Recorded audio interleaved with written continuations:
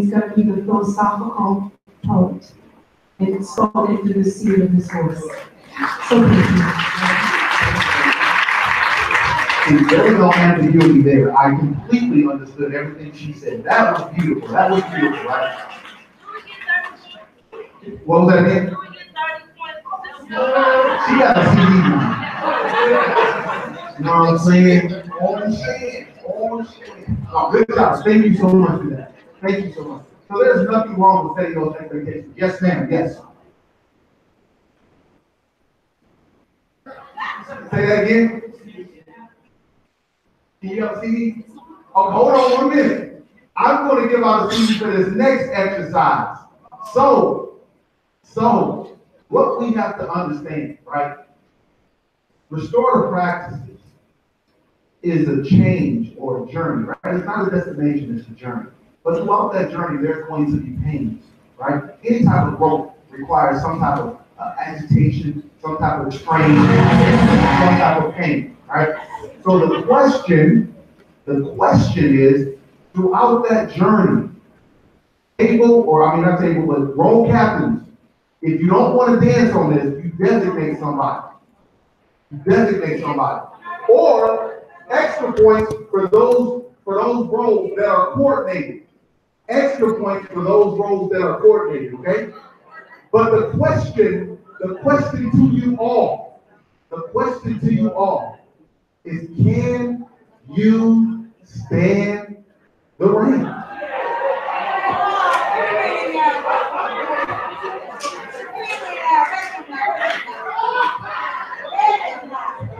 Stand up, roll captain.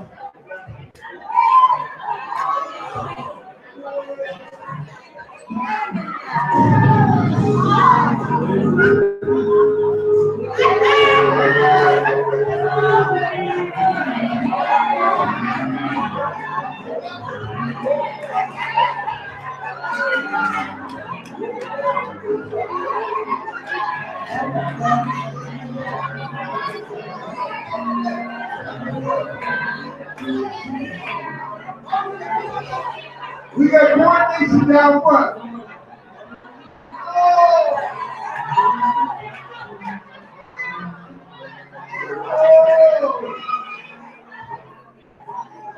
Oh, we got coordination over here.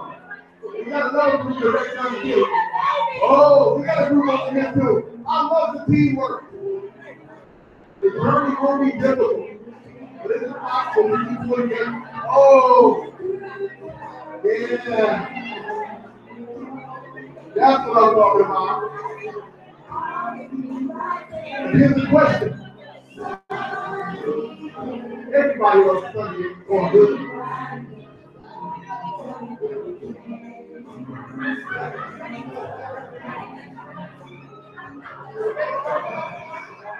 There we go. Give yourself a round of applause. That's what I'm talking about. Yeah. All right. You have earned the 5-minute break. Down here, I got to get it to them. You all didn't see me. They all didn't see me. I got to get it to them. They recorded it. Great job. Great job. 5-minute break, then we'll come back.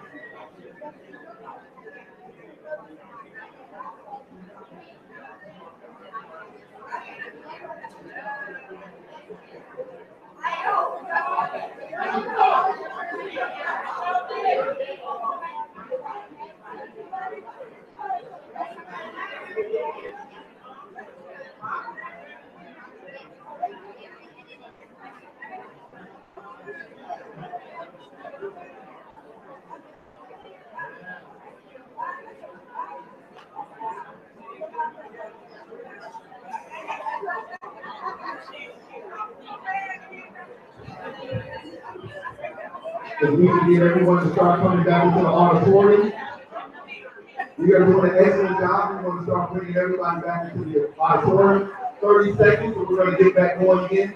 You guys are doing an excellent job. You guys are doing an excellent job. 30 seconds, and we can bring everybody back into the auditorium.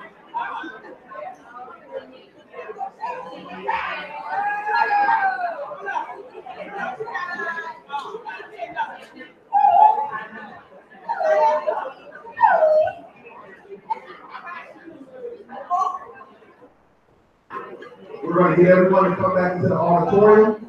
We're coming back together. Thank you all so much for your time. Thank you all so much for your energy. Thank you all so much for your time. I greatly appreciate your energy. Thank you all so much for your time. Thank you all so much for your energy.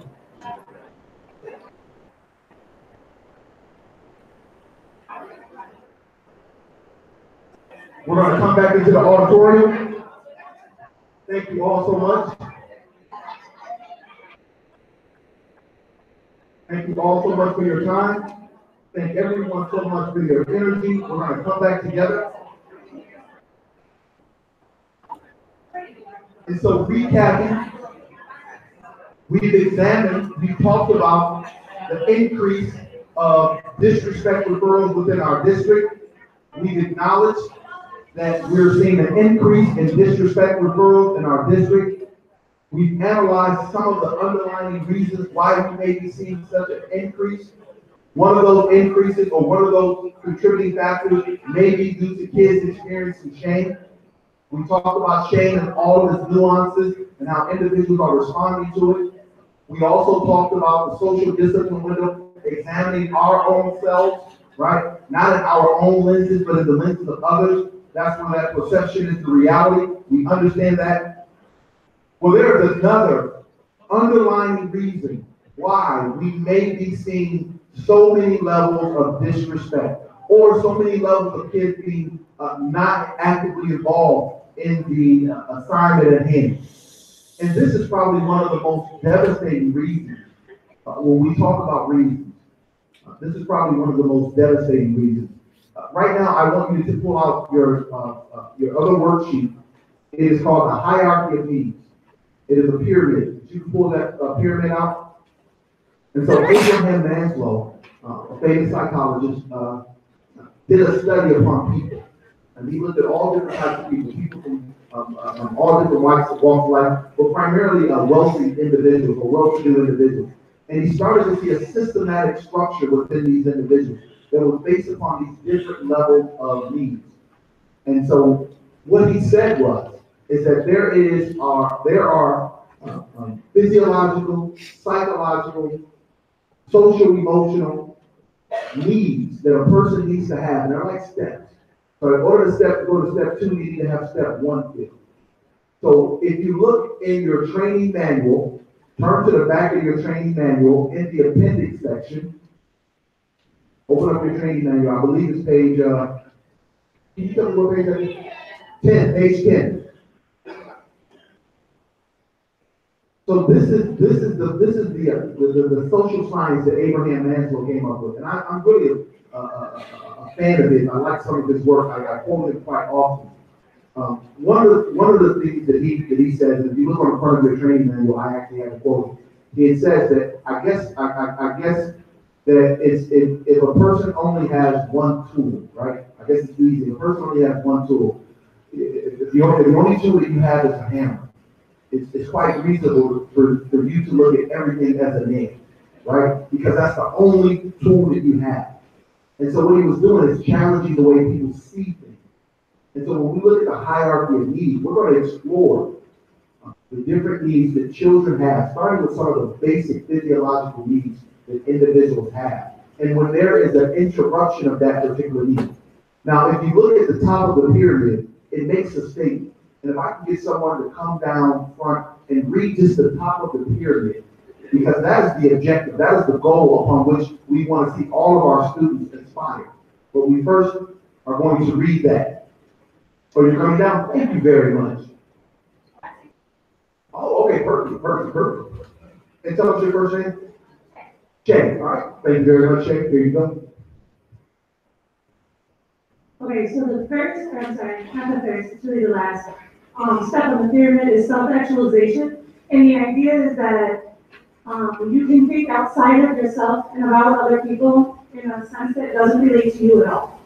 So even while it is morality, creativity, spontaneity, and stuff like that, even Maslow himself only thought people that like Abraham Lincoln or Einstein ever really got to the top of the pyramid. And then you get to the top and you might get bumped back down. And then some people, because of, emotional delays, they get stuck at a step. So if you were sexually abused, because you have ages that go with these kind of, but, if you were sexually abused between the ages of 6 and 10, and then you can't, find a mate later on, he would have tied that into that. So, but again, he thought sometimes he was self-actualized, but then he was so self-actualized to realize when he wasn't.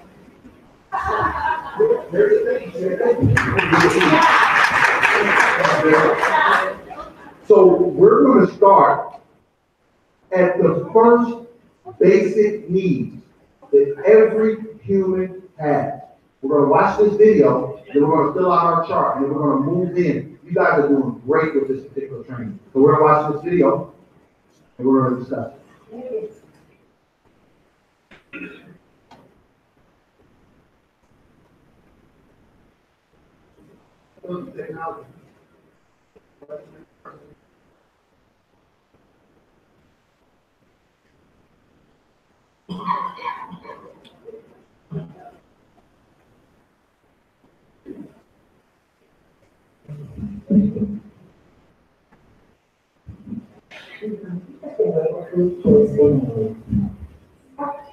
He's growling this and growling a little bit loud, and I can't understand what the teacher's saying. This is the face of hunger. Have you gone to school hungry? Yeah, What's that like? his tummy is like on the floor because it's like growling so much. Mara and Alan Minton are just two of the nearly 600 students in the Rockville, South Carolina district who receive subsidized meals at school during the week, but go little to no food on weekends. At night, you lay in there sleeping, and your baby's laying on next to you, their belly up out. You're like, well, why didn't I get some more for my kid to eat, or how was it I can feed them? Their mother, Jennifer Malzahn, struggles to make ends meet. If you have to have money for gas, or for your electric, or your rent, or whatever, We'd rather go for that. you have to do that. You have to do that. You have to pay a little bit before you can buy a little bit. Wow. The struggles of this family are shared by many in this community. 1 out of every 17 students in Rockville spends their weekends hungry, a problem that came to the forefront 3 years ago. There were children that were actually wrapping up part of their lunch on Friday to take home and get them through the weekend. When you hear those stories, you can't ignore that. You just have to do something about it. So at the start of the 2008 school year, Back the Pack was born, providing bags filled with snacks for children in need. It was a real eye-opener that was happening right here in my community, right in my own backyard. With the help of students and community volunteers, more than 500 bags per week are packed with non-perishable food items. So does anybody ever cheat for a little extra something? Since I saw you grab a few extra things? Sometimes I know you do. And discreetly distributed to students on Fridays. Each bag costs $3 to make, so Back the Pack, a nonprofit organization, relies on grants and donations, including charitable giving from members of the community. We have a bus driver who sees these children every day on this bus route. And when we found out that we had a program where he could actually do payroll deduction, he was one of the first people to sign up. But the problem is not isolated in Rock Hill. In 2007, there were more than 12 million children living in households with limited access to adequate food. And the impact this has had in the classroom is detrimental. A recent study shows that hungry children are significantly more likely to receive special education services, engage in aggressive behavior, and have chronic health conditions. Educators in Rock Hill witnessed this firsthand, until Back the Pack helped turn some of these kids' lives around. These children are vibrant and lots more energy, eager to learn, not getting into as many arguments. 80% of these students have improved academically. They received 40% less visits to the school nurse. So the statistics have been amazing in a short period of time. But the proof is in the pudding. It gives me a peace of mind that if nothing else, I know that we've got that, to cut it over. It's a good thing that we got those bags. Yeah, it's really unbelievable, but yeah, it really is, the statistics are just so disturbing. Besides seeing the kids pouring the food on Fridays to take home, what other times in the school district have this, and then there's a real problem with weekends? Well, I think what happens is the kids leave school on Friday, and between Friday and Monday morning, there's 66 hours where they go with very little food or no food at all. And so the school bus, the school bus driver, they would ask them for food, their friends for food, they would fall asleep in class or start acting really weird in class. They can't concentrate. They're so hungry. They're so hungry, right? So that's really when the school district and the teachers started asking these questions. And because the kids are little, it was easy for them to kind of tell what's going on. Have you seen this transferred to other communities? Do you know if other school districts are doing this? I do know that there's been a lot of interest within North and South Carolina, but I got interested because I thought I could maybe do this for my area where I live in Los Angeles. So I definitely think it's a program where you can either donate if you want to, or take a look at your own neighborhoods and see what you can do to help. This is possible. And it's happening there. It's happening all everywhere. Yeah, for sure. Thank you so much.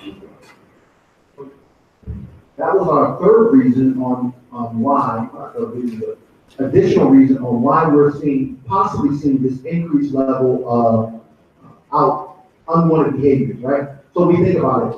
All of us this morning had something to eat. And if we didn't, we're probably on a diet, right? And so it was a choice.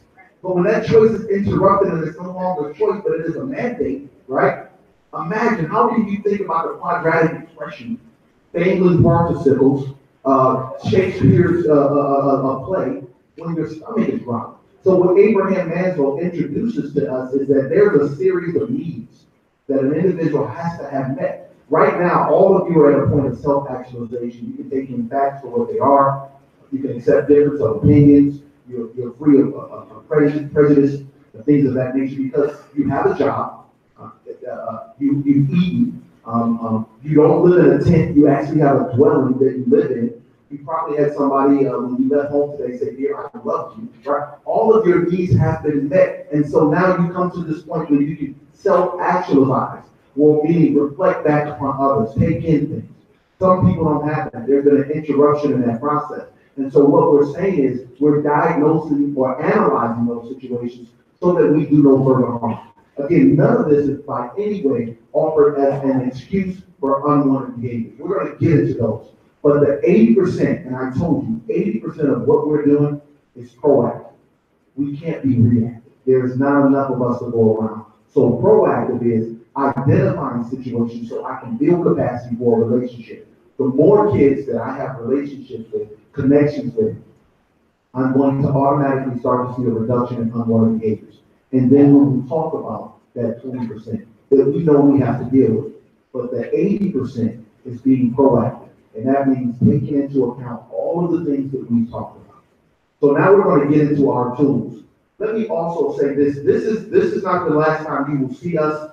This is kind of like our kickoff because we understand that you can't just have a 4-hour training and think that everybody is good now. We need continuation of support for the implementation really to take. And so we've already taken steps to do that. But we wanted to kick it off right. We wanted you guys to be open, receptive, so that as we continue to come back, we can build upon the positive energy that we started. And I think we're getting off to a good start so that we can do the work that we need to do, not just for this year, the next year and the year beyond and beyond and beyond. Because again, being restored is not a destination. It's like being loving. It's not a destination, it's who you are. You know, kids have a word for individuals who are not genuine. What do they call them? There you go. So this is not check the box. Either you are or you aren't, right? Because if there's anything disingenuous, you will be late, right? And this is how we're going to operate. And the great thing about it is 90% of you, 99% of you are already doing these things. So it doesn't require much more. So let's get into our tools. Up here right now, we have, you can plot your next worksheet. This is the continuum of restorative practices or the sequences. We have something that goes from informal to something formal. We have affective statements, restorative questions, proactive circles, responsive circles, restorative meetings. Now, there's no way in the world we can consume all of this information in the amount of time that we have.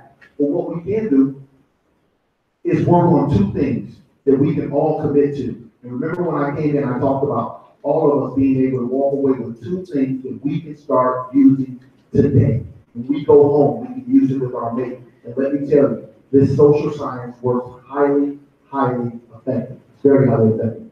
So we have affective statements. What affective statements are I statements. They're letting the listener know, you're letting the listener know how their actions have impacted you. And you can't deny I statement because I'm telling you how I feel. Like, I feel disappointed when you do that, right? You can't deny that because I'm letting you know how I feel. Now, the great thing about an I statement is that when you have a connection with that person, that matters. When you have that connection, you tell somebody, you know, I'm disappointed that you would do that in front of me. That matters to them, right? How many of us teach our lower L, our lower kids? Okay, so here's a question to you, right? Anybody who raised their hand. When our lower kids, when they do something good and we put a star or a smiley face on their paper, where does that paper find itself? On what? And how does that make them feel? Lights them up, right? It lights them up. And what that does is it reinforces positive behavior. Kids are wired to receive praise and accolades from adults. Kids are wired that way. They look for that. So when we use these I statements for the positive and sometimes for the negative, it's tapping into that psychosocial wiring already. And that's all we're doing is just capitalizing on that. You know what? I'm proud of you. I'm proud of you. Some people don't hear that.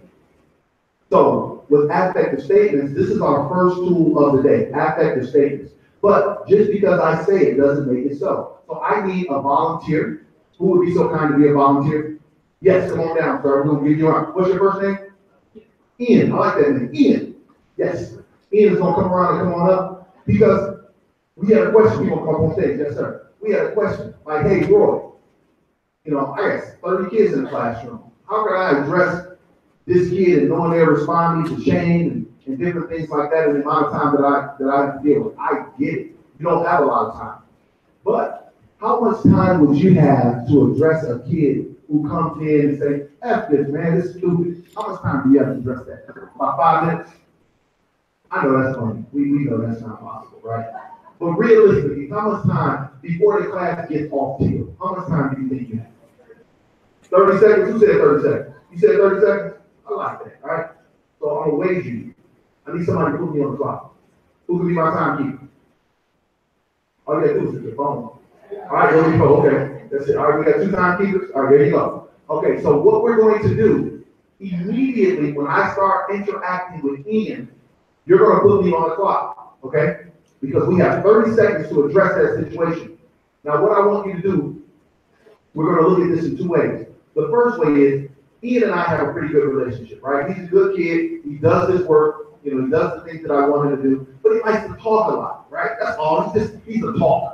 He likes to joke, he likes to talk, but he's not a disrespectful kid. But in this situation, something happened and he blurts out, F this, I don't want to be here, right? So I have to readdress him. I have to reset, right? We call that a reset. But I have to do it under 30 seconds.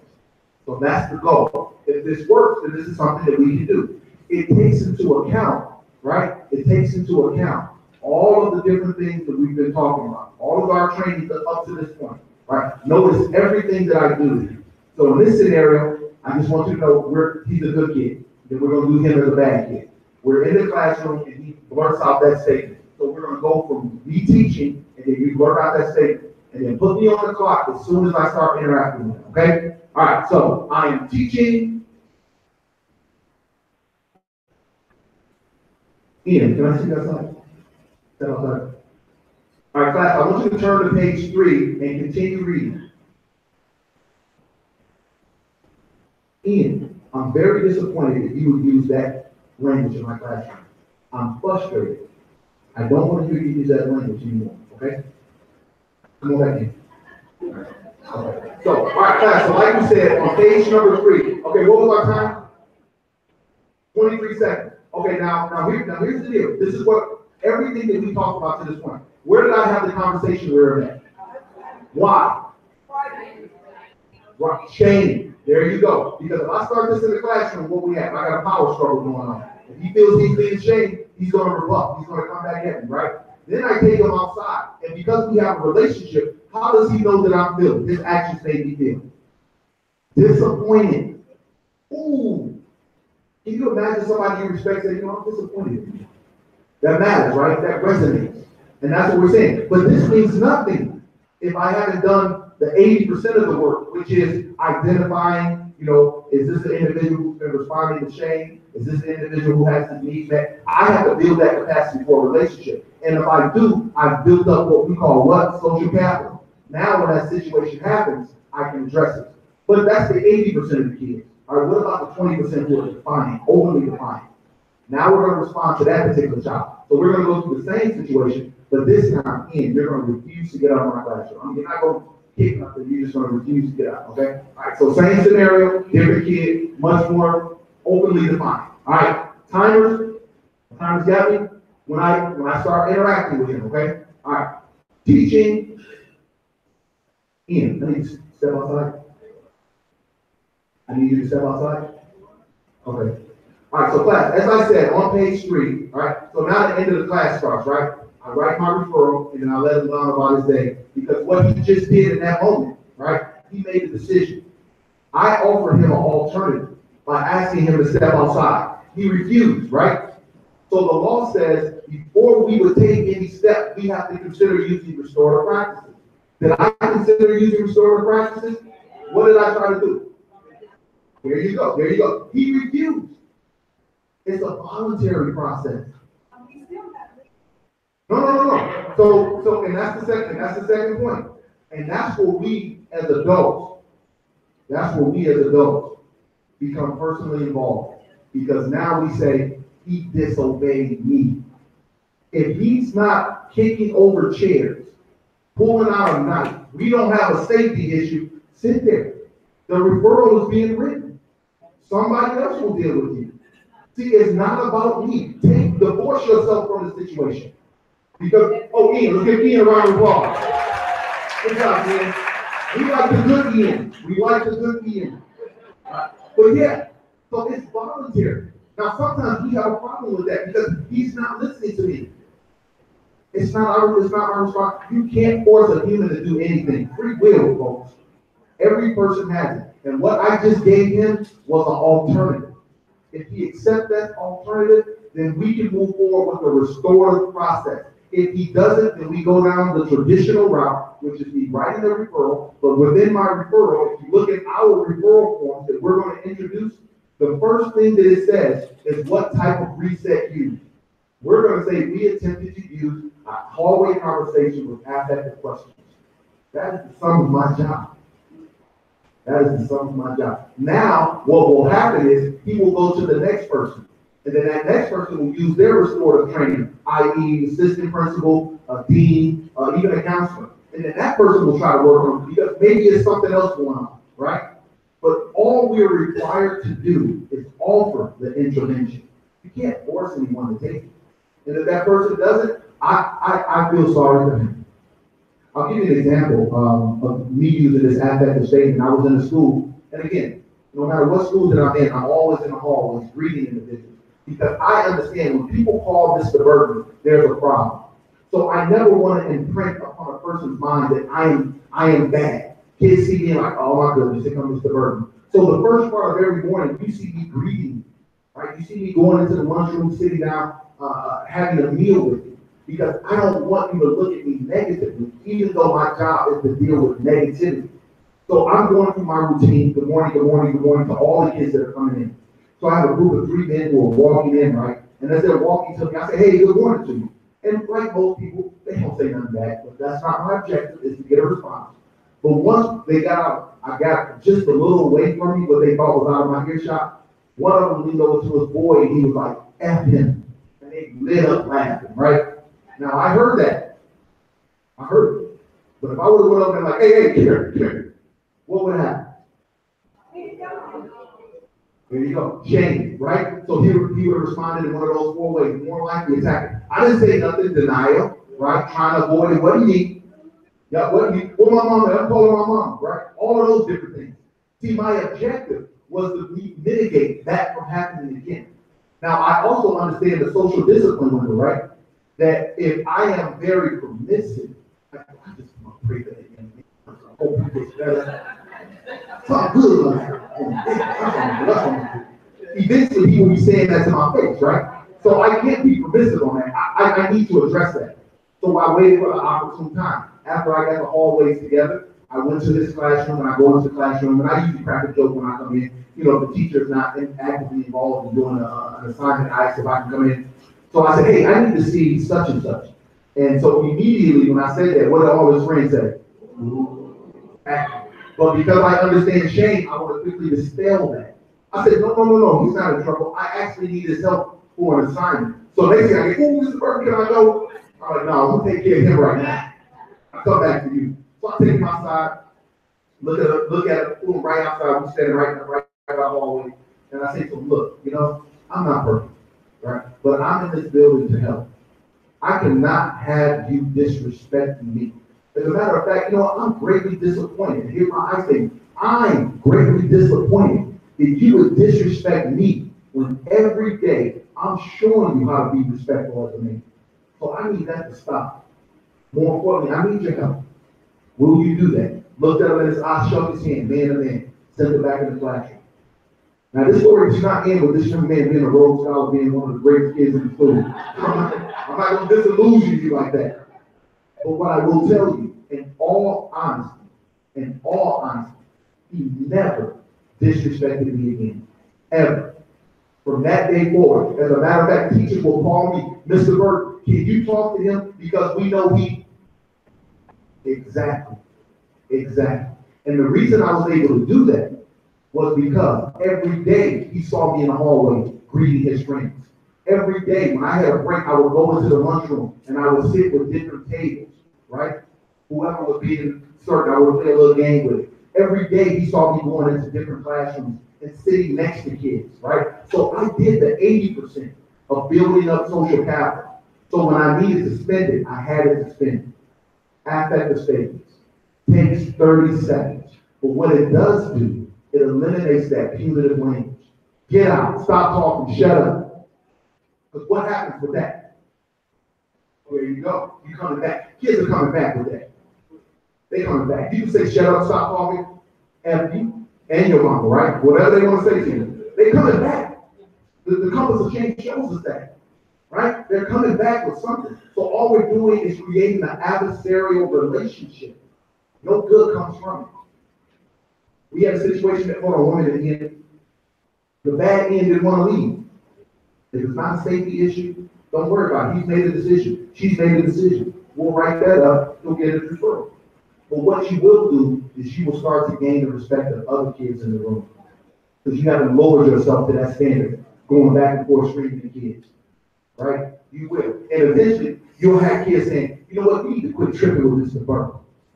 Leave Mr. Burton alone. It happened for me. Yes, Ian.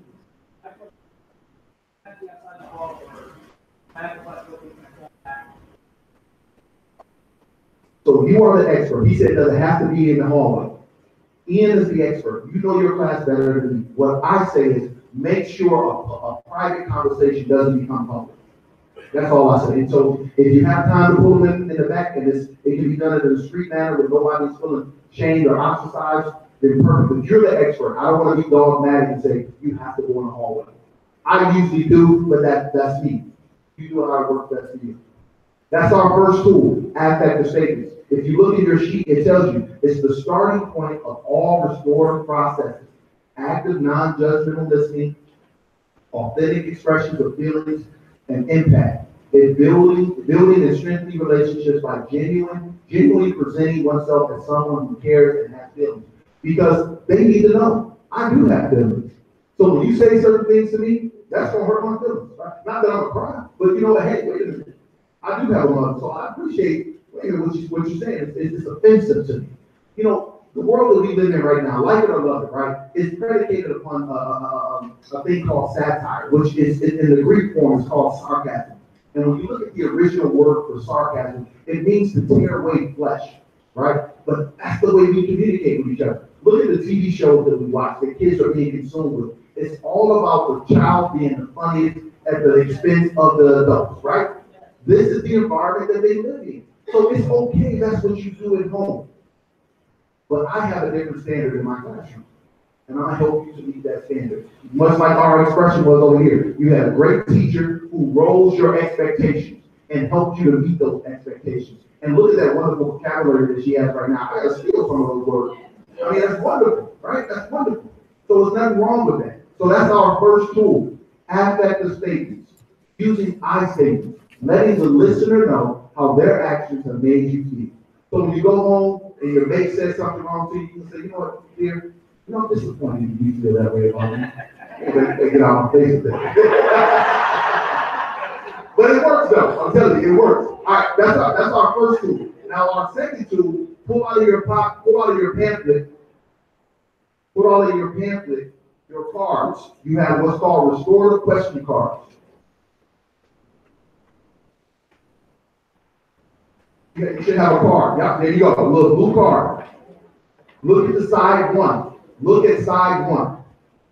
Now, traditionally, right, when we see somebody do something, the common response is, why'd you do that? Why'd you do that?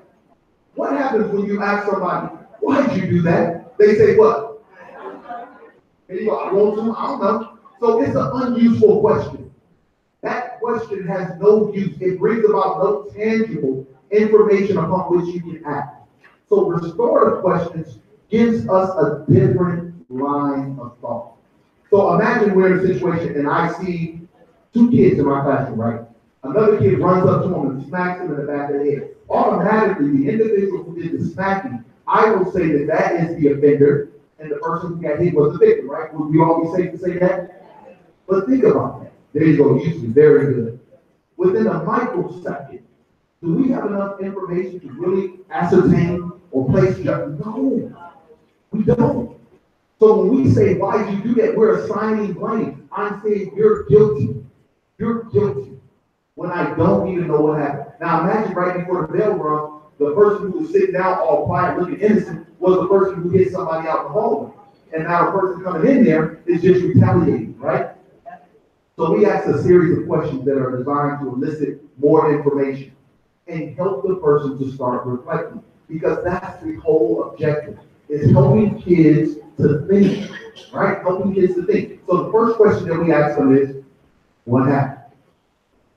What were you thinking about at the time? What are you thinking about now? Now, what do you think you need to do to make things right? See, that's that reflective journey, right? Remember in our video, we said kids no longer was running in because everybody knew they were going to have an opportunity to tell their story.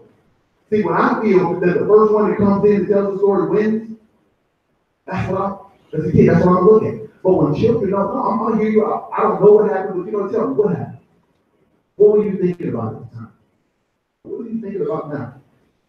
What do you think you need to do to make things right? I'll give you a real life experience of this. Again, I'm in this one building. This is a pretty bad building. We actually had at least 4 probation officers that would be in this building at least 3 times out of the week that I had to interact with because we had multiple kids who were on tether. But at any rate, I get a call over the radio. Mr. Bird, we need you upstairs in the 8th grade hallway. There's a situation. I don't know what I'm about to run into, but I know something is serious. They're calling for me. So I get up there and I see this young man just melting down, kicking the lockers, punching, just going crazy. And I don't know what's going on, right? But safety is my first issue. So we have kids and teachers in the hallway. First thing we need to do, we need to get everybody in the classroom. Everybody who's not a part of this situation, we need to get them in the classroom. So we get the hallways clear. We got the young man, he's right there, and I got a security guard. So I don't know what's going on, but I'm looking at the contents of the security guard, and I know he knows something. I don't know what, I'm gonna get to him. So at this particular point, this was not the time for me to go up to the young man and use it. I'm greatly disappointed that you're kicking my ass. Wouldn't went over well, right? That's not the moment. But what I was able to do was to walk up to him. I had my hands right here. I said, look, go sit in my office and let me handle it. He trusted me enough for that because I built up that relationship with him. So he trusted me enough there. All right. So now I'm starting to do my investigation. So I go up to the security guard after we got everybody clear. I got the young man going over to my office. And I go up to the security guard. I say, ooh, man, What happened? He said, well, you know, your boy, and that's how he was relating to the young man. He said, yeah, your boy, he's coming up in here, slamming, pushing up on lockers. There was this game that kids would run down the hallway and smack the top of a locker. You know, I don't know what it was, but it was kind of common. It was a fad. And that's what he was doing. So he was running up and down the hallway doing that. The security guard actually said, I asked him to stop. He didn't. I asked him to stop again. He didn't. So I called him a punk. Woo, woo, woo. Right. Now I'm like, okay. I said, yeah. I said, okay. So now, I would never use that language, but I'm not about to be condemning it. I still need to find out all the facts. So after I said what happened and he told me that, I said, well, okay, I understand. What were you thinking about at the time, right? And he says, well, you know, Mr. Burton, these kids, they will run over you if you let them. I'm not going to let a kid run over me. I will be respected. I said, I understand that. I said, respect is very big for me too. So I do understand that. I said, but now, after everything has happened, what are you thinking about now? He said, well, Mr. Burton, I think I went too far. I probably shouldn't have called him a punk in front of his friends. I said, you know, I appreciate you saying that. I really do. I appreciate you saying that. I said, but now, what do you think needs to happen? Or what do you think you need to do to make things right? He said, well, Mr. Burton, if I have an opportunity to, I would like to apologize to that young man. I said, well, thank you for saying that. I said, I don't know if that's going to be possible, but thank you for saying it. I said, I'll reach back to you and talk to you later. So now I'm considering, can I use restorative practices in this situation? So now I go over to my office, I see the young man has de-escalated. He's much calm, much more resolute in the sense of where he's at. So I go up to him and I say, hey, B, his name is Deontay. I say, hey, B, what happened? He said, Mr. Burton, I was just playing. That's all I was doing. He said, I was just playing, you know, all we do to playing, you know, kind of justifying what he did. All I was doing was playing. And then he called me a punk. I said, well, okay, all right. I said, well, what were you thinking about at the time? He said, well, you know, I'm not no punk. And ain't nobody in here gonna disrespect me. Because now I hear respect is very important to him too. Right? So that makes me feel good. Two people who understand respect. So when I said that to him, he's like, nobody's going to disrespect me. Okay, I get that, right? I said, but now, after everything is happening, what are you thinking about now? He said, Mr. Burton, I done messed up. I know y'all got to call my probation officer. I know I'm going to jail. He said, I done messed up. I said, you know, I said, I don't know how this is going to end right now, but I'm thanking you for being calm and talking to me. So I'm just kind of reassuring him, because I don't know how this is going to end, right? I don't know. But I'm trying to see if we can use restorative justice in this. So I get to my final question to him, and I say to him, I said, but what do you think you need to do now to make things right? And he said, Mr. Burton, I need to apologize. I need to apologize to every teacher that I disturbed acting a fool like that. I said, thank you so much for saying it. I said, yeah, I don't know how this is going to work itself out, but thank you. So I leave out my office. I'm excited because the number one tool that you have to understand before you bring a victim and offender together or two combatants is that it has to be safe. So you don't bring two people together when there's still volatility. In this moment, they were calmed down. I've had this situation before. We had to wait days before we could come together and have this restorative meeting. But in this situation, they both were de-escalated and I could bring them together. So I bring the two individuals together. And when I have them together, I go through a series of questions. And what do you think I asked them? What happened? What were you thinking about at the time? What are you thinking about now? What do you need to do to make things right? It was no longer for my benefit. It was for each other, right? Because they both needed to hear those responses. Now they were hearing each other. Well, I didn't mean to disrespect you. Well, I wasn't trying to be disrespectful to you. So this is what we were able to come out of. The young man said that he wanted to apologize. The security guard said he wanted to apologize. So the agreement that we came up with in that room is that the young man was going to go into each of the classrooms in the 8th grade hallway, and he was going to apologize to the teacher and the students. And right after he did that, the security guard standing right next to him was going to apologize to him. And they did that in every classroom, every classroom, every classroom. Now, we still got consequences. We still got consequences. But the relationship is starting to be healed now. See, it's no longer about the wound, it's the harm that was caused. Because look at the social capital that we get when his friends see him, because they respected him as a leader, right? He coming back in there and he's apologizing. genuinely.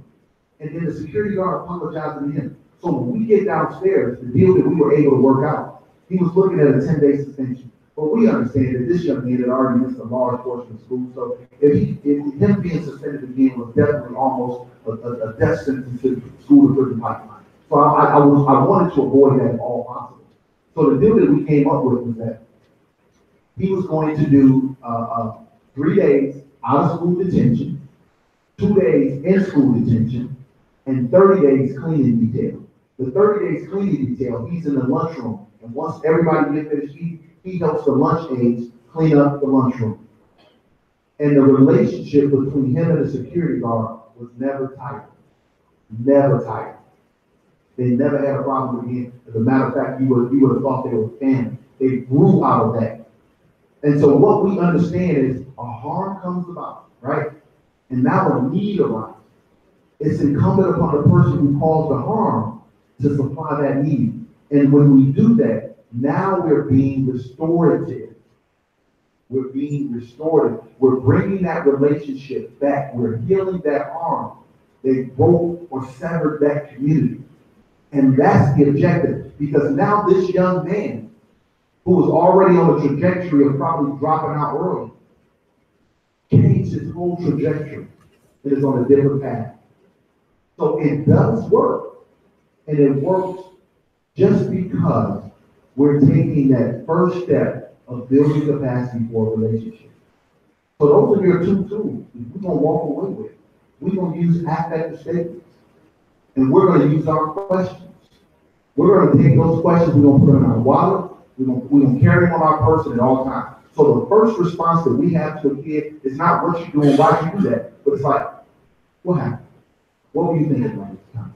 What are you thinking about now? Kids will start to be programmed to understand that they have the ability to have a voice. Now, there will be consequences if there needs to be consequences. We're not foregoing consequences, but it's not about just the punishment. What we're trying to do is change the thinking. Because in that moment, when that child acted up, it seemed to be okay. We have to change that train of thought. And the only way we do that is we have to do it in a restorative manner, helping them to reflect upon their behavior and how it has affected other individuals. Once we start to do that, we can start to see the same change. Now, we're not going to tell you this is the end of our training, but it's the end of our journey right now.